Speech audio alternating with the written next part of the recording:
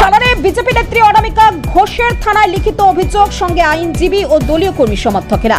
মুর্শিদাবাদের ভরতপুরের বিজেপি নেত্রী অনামিকা ঘোষের করা লিখিত অভিযোগকে ঘিরে চাঞ্চল্য ছড়িয়েছে সালার থানায়। হুমকি, হেনস্থা, ব্ল্যাকমেইল এবং সামাজিক মাধ্যমে অপপ্রচারের অভিযোগ তুলে সালার থানার ওসির কাছে লিখিত অভিযোগ দায়ের করেছেন তিনি। অভিযোগ জমা দেওয়ার সময় তার সঙ্গে ছিলেন কান্দিকোটের আইনজীবী সৈয়দা সাবিনা ইয়াসমিন এবং একাধিক বিজেপি কর্মী সমর্থক। অভিযোগপত্রে অনামিকা ঘোষ দাবি করেছেন, সালার থানার অন্তর্গত দত্তবুরুটিয়া গ্রামের বাসিন্দা বিজেপি নেতা সুজিত আদিত্য বেশ কিছুদিন ধরে তাকে বিভিন্নভাবে সম্মানহানির চেষ্টা করছেন এবং তার অভিযোগ তাকে কুপ্রস্তাব দেওয়া, অশালীন ভাষায় কথা বলা এবং শ্লীলতাহানির চেষ্টার মতন ঘটনাও ঘটেছে। অভিযোগে আরো দাবি করা হচ্ছে যে গত 14 আগস্ট রাত আনুমানিক 11টা নাগাদ সালার রেল স্টেশনের কাছে কয়েকজন ব্যক্তিকে পাঠিয়ে তার উপরে চড়াও হওয়া হয় এবং প্রাণনাশের চেষ্টা করা হয়। এরপর থেকে ফোনে গালিগালাজ এবং প্রাণনাশের হুমকি দেওয়া হচ্ছে বলে অভিযোগ করেছেন তিনি। এমনকি একটি +971 আন্তর্জাতিক নাম্বার থেকেও হুমকি ফোন এসেছে বলে অভিযোগপত্রে উল্লেখ করা হয়েছে। এর পাশাপাশি কৃত্রিম বুদ্ধিমত্তা বা এআই প্রযুক্তি ব্যবহার করে তার নামে আপত্তিকর ছবি তৈরি করে ব্ল্যাকমেইল করার অভিযোগও তুলেছেন অনামিকা ঘোষ। তার দাবি, টাকা না দিলে ওই ছবি ছড়িয়ে দেওয়ার পাশাপাশি সামাজিকভাবে হেয় করা এবং তার বিরুদ্ধে মিথ্যা অপপ্রচার চালানোর হুমকি দেওয়া হচ্ছে। অভিযোগপত্রে আরও দাবি করা হয়েছে, গত 25 আগস্ট সামাজিক মাধ্যম এবং কয়েকটি সংবাদ মাধ্যমের মাধ্যমে অনামিকা ঘোষ ও তার দলকে কালিমা লিপ্ত করার চেষ্টা করা হয়েছে। এই সমস্ত অভিযোগের ভিত্তিতে নিজের নিরাপত্তা, সামাজিক সম্মান এবং পারিবারিক শান্তি নিয়ে উদ্বেগ প্রকাশ করে ঘটনা নিরপেক্ষ তদন্তের দাবি জানিয়েছেন বিজেপি নেত্রী। একই সঙ্গে অভিযোগের যাদের বিরুদ্ধে বক্তব্য রয়েছে তাদের বিরুদ্ধে আইন অনুযায়ী কঠোর ব্যবস্থা নেওয়ার আবেদন করেছেন তিনি।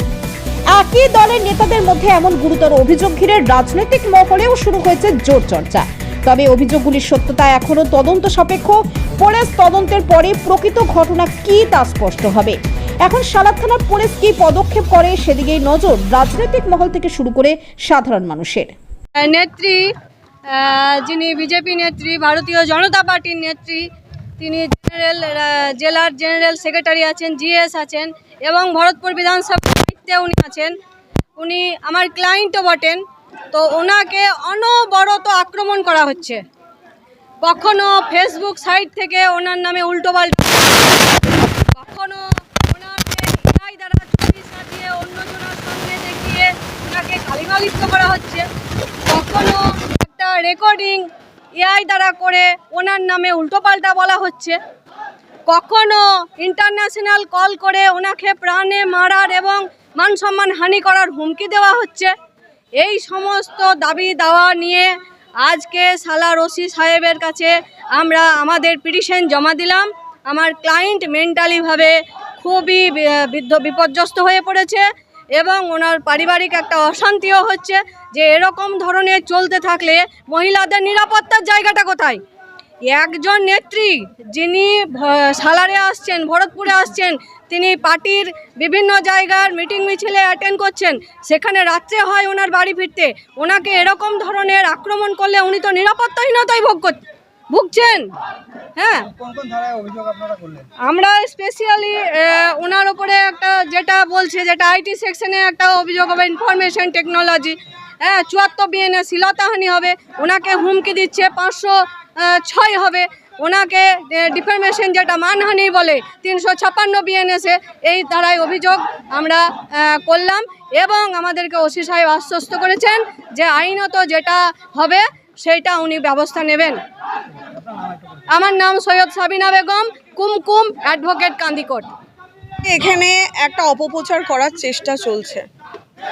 বিরোধীদের তো প্রচেষ্টা আছে আমার বিরুদ্ধে, কিন্তু দলের কিছু বিক্ষুব্ধ আছে এখনো, যারা শোকজ আছে পার্টিতে, এরকম কিছু কার্যকর্তা যারা নিজেদের ক্ষমতায় আবার লোভে পড়ে ক্ষমতায় ফেরার জন্য তারা যারা দলের প্রথম সারির নেতৃত্ব তাদের ওপর কালিমালিপ্ত করছে।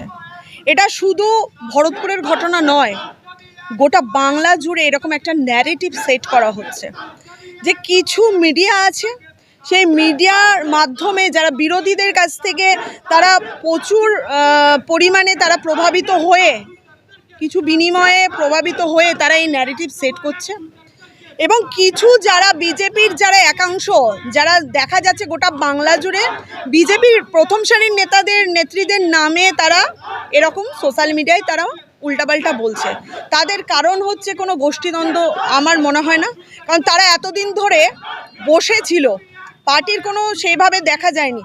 4 তারিখের পর বিজেপিতে 2 ধরনের কার্যকর্তাদের আবির্ভাব হয়েছে।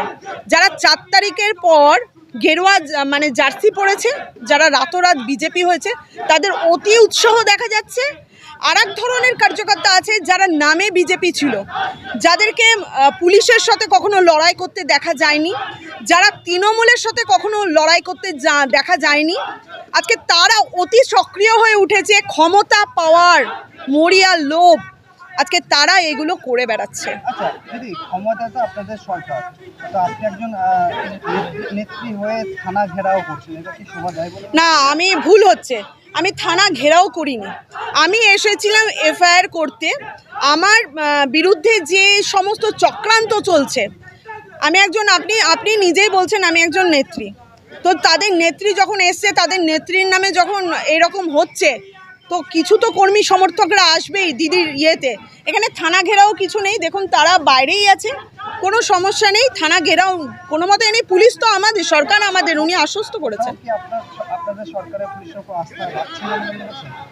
না না, এরকম কোনো ব্যাপার না, পুলিশ তো আমাদের মানে পুরো ভরসা আছে, আমাদের পুরো ভরসা আছে। কারণ হচ্ছে পুলিশ ন্যায্য বিচার করবে, আমি তার জন্যই আজকে আইনের দ্বারস্থ হয়েছি। আমার আইনের ওপর ভরসা আছে, সরকারের ওপর ভরসা আছে বলেই আজকে আমি এই শালার পিএসে আজকে দ্বারস্থ হয়েছি। আচ্ছা দিদি, বারবার আপনাকে জিজ্ঞেস করা হয়েছিল যে আপনাদের যে অন্তরাল কোন দল আছে, তো আপনি বলেছিলেন সেটা নাই। কালকে দেখা গেল প্রেস কনফারেন্স করে আপনার জেলা নেতার একজন মন্তব্য করছেন, এটা নিয়ে আপনি দেখুন, আমি বারবার বলছি, তিনি পার্টি থেকে শোকজ করা হয়েছে, কিন্তু উনি ভুলভাল কথা বলছেন।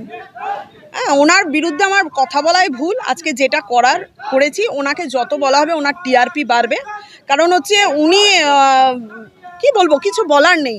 উনি ন্যূনতম ভুলে গেছেন আজকে পার্টির উত্তরীয় পরে পার্টির বড় নেতা সাজছে, কিন্তু দলের ভেতরকার নেতা নেত্রীর নামে তিনি কুমন্তব্য করছেন। ভুলে গেছেন তার বাড়িতে মনে হয় মা বোন নেই, ভুলে গেছেন কিভাবে মেয়েদেরকে সম্মান দিতে হয়। ওনার বিরুদ্ধে কি বলবো, ওনার বিরুদ্ধে আমার কিছু বলার নেই, আইনের মতো ব্যবস্থা নেবে। যে কালকে ভিডিও ফুটেজ বা কিছু অডিও দেখিয়েছিলেন, সেটা কি আপনি? আচ্ছা, একটা কথা বলি, এই অডিওতে আপনাদেরকে প্রশ্ন করছি, কোথাও আমার গলা শুনতে পেয়েছেন? কোথাও কি আমার অনামিকা ঘোষের গলা শুনতে পাওয়া গেছে? পাওয়া যায়নি। উনি অভিযোগ করছেন আপনার চেয়ারম্যান, আমার চেয়ারম্যানকে আপনার আমার মনে হয় সেক্রেটারি বলেছিল। আমি তো আপনার বিরুদ্ধে অভিযোগ করতে পারি, আপনি আমাকে খুন করার চেষ্টা করছেন, তাতে কি হলো? অভিযোগের মতো। আমি তখনও বলেছিলাম প্রমাণ দিতে হবে, এখনও বলছি প্রমাণ দিতে হবে। আমার গলা নেই, কে কার বিরুদ্ধে কথা বলছে সেখানে বলছেন নেত্রীর নাম। আর উনি যে কথা বলছেন কার পাশে বসে, ওনাকে বলতে চাই, উনি আমাদের মণ্ডল সভাপতি আছেন। আমি একজন এই বিধানসভার ইনচার্জ, আমি আমার মণ্ডল সভাপতির পাশে বসবো, আর উনি বলছেন যে কেন বসছেন? অনুগামী, দিদির অনুগামী নয়, সে দলের অনুগামী, সে নন্দসূত্রধর মণ্ডল সভাপতি আছেন। সে নিজেই জানে না, এই ভরতপুরের বুকে কে কনভেনার আছে, কে মণ্ডল সভাপতি আছে, সে নিজেই তো জানে না। পরবর্তী পদক্ষেপ দেখুন, আজকে এখানে আমরা আইনত আমি লিখিত অভিযোগ করেছি, কারণ তাকে কেউ অধিকার দেয়নি। দল ঠিক করবে, আমাদের দলে যাকে দায়িত্ব দেয় তাকেই আমাদের মেনে নিতে হবে। যদি কলা গাছকে দায়িত্ব দেয়, আমার নেতা কলা গাছ, দল ঠিক করে কাকে নেতা বানাবো। এরকম ভুয়সী নেতা হয়ে দলের নেতৃত্বের ওপর, দলের ওপর আঙুল তুলে কোথাও অনামিকা ঘোষকে ছোট করতে গিয়ে দলকে ছোট করছে না তো? তারা আদেও কি ভারতীয় জনতা পার্টির কর্মী কার্যকর্তার যোগ্য? প্রশ্ন আমি করছি।